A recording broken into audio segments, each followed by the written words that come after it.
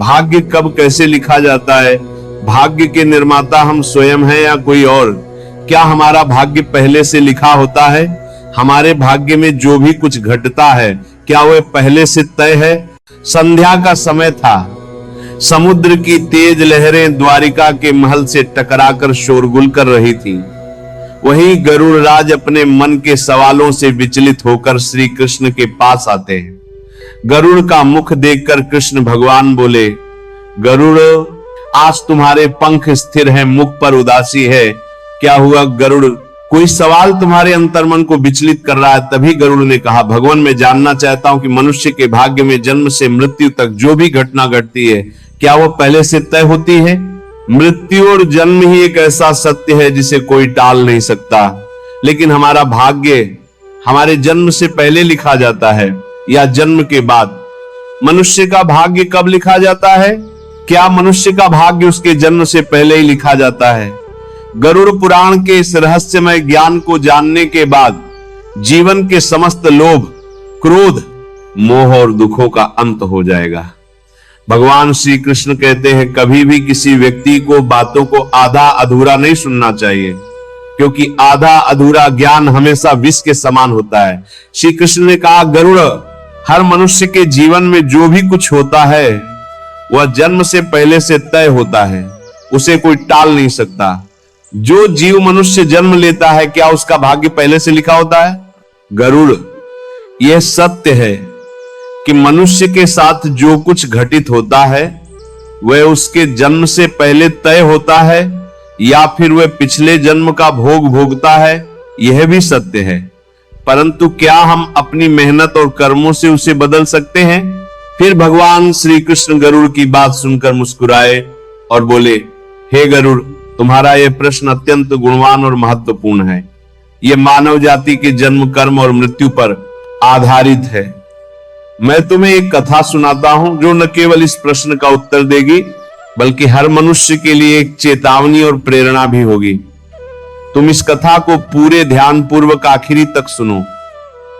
इस कलयुग भरे संसार में जो मनुष्य इस कथा को ध्यान पूर्वक आखिरी तक सुन लेगा और समझ लेगा, उसके पाप, कर्म, क्रोध और मोह से मुक्ति मिलेगी।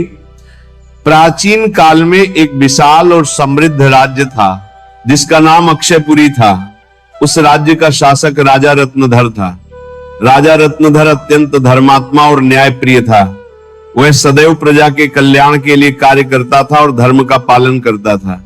उसे भगवान से एक संतान का आशीर्वाद चाहिए था ताकि वो अपने राज्य का कार्यभार किसी योग्य उत्तराधिकारी को सौंप सके। राजा रत्नधर और रानी ने कई वर्षों तक तपस्या की। इससे भगवान शिव प्रसन्न हुए और उन्हें संतान का वरदान दिया। रानी गर्भवती हुई।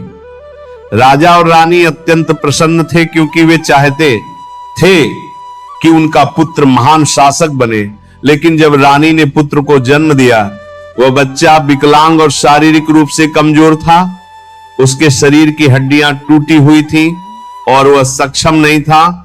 राजा रत्नधर का दिल टूट गया। उसने भगवान से पूछा कि ऐसा क्यों हुआ। राजा रत्नधर श्री विष्णु से मिलने गए। उन्होंने कहा, हे प्रभु, मैंने तपस्या की, यज्ञ किए, फिर भी मेरा पुत्र विकलांग जन्मा। क्या यह मेरे भाग्य में पहले से लिखा था? श्री विष्णु मुस्कुराए और बोले, हे राजा, तुम्हारा पुत्र विकलांग जन्मा है, लेकिन क्या तुम जानते हो क्यों? ये तुम्हारे और तुम्हारे पुत्र के पिछले जन्मों के कर्मों का फल है। ये उसके पूर्व जन्म के कर्मों का परिणाम है जो उसके भाग्य में लिखा हुआ था।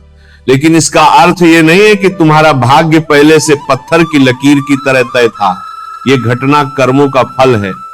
पिछले जन्मों से जुड़ा हुआ राजा ने पूछा, हे प्रभु, क्या भाग्य वास्तव में पहले से लिखा होता है? श्री विष्णु बोले, जन्म, मृत्यु और जीवन के उतार चढ़ाव पूर्व निर्धारित होते हैं, लेकिन हम जो कर्म करते हैं वे हमारे भाग्य को बदल सकते हैं। जिस दिन तुम्हारा पुत्र जन्मा उस दिन तुम्हें एक विशेष संतान का वरदान मिला था। उसे चुनौतियां मिलना आवश्यक थी ताकि वह धैर्य, साहस और पराक्रम विकसित कर सके। उसका भविष्य पिछले कर्मों के साथ साथ वर्तमान कर्मों पर भी निर्भर करेगा। हे राजन, भाग्य और कर्म का गहरा संबंध है। हमारे कर्म ही हमारे भाग्य का निर्माण करते हैं। इसलिए जीवन में सदैव धर्म और सत्य के मार्ग पर चलना चाहिए। राजा ने पूछा, क्या मैं और मेरा पुत्र अपना भाग्य बदल सकते हैं? श्री विष्णु ने कहा, बिल्कुल। यदि तुम अपने पुत्र को साहस, धैर्य और आत्मविश्वास दोगे तो वह अपना भाग्य बदल सकता है। कठिनाइयां उसके लिए परीक्षा है। यदि वह साहस के साथ उनका सामना करेगा तो एक दिन वो महान बनेगा। श्री विष्णु ने कहा, भाग्य एक चक्र है, कर्म के आधार पर यह बदलता रहता है। अच्छे कर्म भाग्य को सुखमय बना देते हैं। राजा ने पूछा, क्या भाग्य निश्चित रूप से पिछले कर्मों से जुड़ा होता है?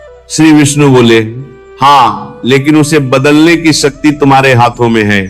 भक्ति, साधना और सेवा से भी भाग्य बदला जा सकता है। ईश्वर को प्रसन्न कर मनुष्य अपने भाग्य को बदल सकता है। समय के साथ राजा का विकलांग पुत्र संघर्ष, साहस और साधना के बल पर समाज में महान बन गया। उसकी संघर्षशीलता और शक्ति ने राज्य में उसका सम्मान बढ़ाया। कृष्ण ने कहा, हे गरुड़, समझो कि भाग्य निरंतर बदलने वाली प्रक्रिया है जो कर्मों के आधार पर चलती है। अच्छे कर्म और ईश्वर की शरण भाग्य को बदल सकते हैं। गरुड़ पुराण कहता है कि मनुष्य का भाग्य उसके पिछले कर्मों पर आधारित होता है। जो जैसा कर्मों पर आधारित होता है, करता है, वैसा फल पाता है। माता पिता की सेवा, सत्य, धर्म और दूसरे की सहायता ही सबसे बड़ा धर्म है। जो मनुष्य पाप करता है, जन्म जन्मांतर तक उसका फल भोगता है। लेकिन जो अपने कर्म सुधार लेता है, वह इस चक्र से मुक्त हो सकता है। जीवन एक खेत की तरह है। जैसे खेत में बोया बीज फल देता है, वैसे ही कर्म जीवन का फल देते हैं। श्री कृष्ण कहते हैं कि मनुष्य का भाग्य जन्म से पहले लिखा जाता है, लेकिन सत्य, धर्म, सेवा और ईश्वर की भक्ति से मनुष्य अपना भाग्य बदल सकता है। जीवन एक दुर्लभ अवसर है। नाम जप ही भाग्य बदल सकता है। एक बार राधा राधा कहने से हजारों कोटि पाप नष्ट होते हैं। यदि दिन भर नाम जाप करो तो अनंत पाप नष्ट हो जाते हैं। इसलिए नाम जाप करो, ब्रह्म मुहूर्त में उठो और अपने कर्म, संघर्ष और भक्ति से अपना भाग्य स्वयं बनाओ। राधा राधा राधा। गरुड़ पुराण कहता है कि भाग्य जन्म से पहले लिखा जाता है, लेकिन भाग्य लिखता कौन है? यही असली रहस्य है। भगवान भाग्य नहीं लिखते, हमारे ही कर्म भाग्य बनकर सामने आते हैं। हम जो भी करते हैं वह कर्म फल बनकर अगले जन्म तक पहुंच जाता है। जब जीव मृत्यु के बाद यमलोक पहुंचता है, तब चित्रगुप्त उसका पूरा लेखा खोलते हैं। कौन सा कर्म किया, किस भावना से किया, सबका पूरा हिसाब सामने रखा जाता है। उसी हिसाब के आधार पर अगले जन्म की सारी व्यवस्था तय होती है। कहां जन्म होगा, किस घर में होगा, कितना सुख मिलेगा, कितना दुख मिलेगा, सब पहले से निश्चित होता है। इसी को प्रारब्ध कहा गया है और यही आगे चलकर भाग्य कहलाता है। इसलिए भाग्य कोई बाहरी शक्ति नहीं लिखती, भाग्य हम खुद करके जाते हैं। कुछ प्रारब्ध स्थिर होता है जिसे बदला नहीं जा सकता, लेकिन बहुत बड़ा भाग्य आज के कर्मों से बदल सकता है। गरुड़ पुराण का स्पष्ट संदेश है, कर्म करो, अच्छे कर्म करो, यही भविष्य का भाग्य बनेंगे। आज जैसा बोओगे कल वैसा ही फल पाओगे। जो चाहिए, सच्ची बात कहता हूं, इस बात पर कोई विश्वास नहीं करेगा। जो करेगा वो आनंद में डूब जाएगा। भगवत नाम में इतनी बड़ी सामर्थ्य, बच्चा भगवान बिक जाते हैं तो संसारिक संपत्ति की क्या। कोई इस बात पर विश्वास नहीं करेगा कि बिना किए दे देगा, बिना किए दे देगा, क्योंकि तुम्हारे किए ये सृष्टि नहीं रची, ये उसके किए रची है। तुम उसका भजन करो, तुम उसका चिंतन करो। अगर आपको है कि करना चाहिए तो कर्तव्य करते हुए भजन करो। फिर आप देखो, भजन से सब प्राप्त हो जाता है। आज हमारा विश्वास नहीं काम कर रहा है। राम राम कहने से मिल जाए, राम राम कहने से राम मिल जाएंगे, तो क्या और क्या बाकी रह गया? सब राम से ही तो है। कृष्ण कृष्ण कहने से कृष्ण मिल जाएंगे। ये बहुत विचित्र भगवान की माया है, इस बात को समझने नहीं देती।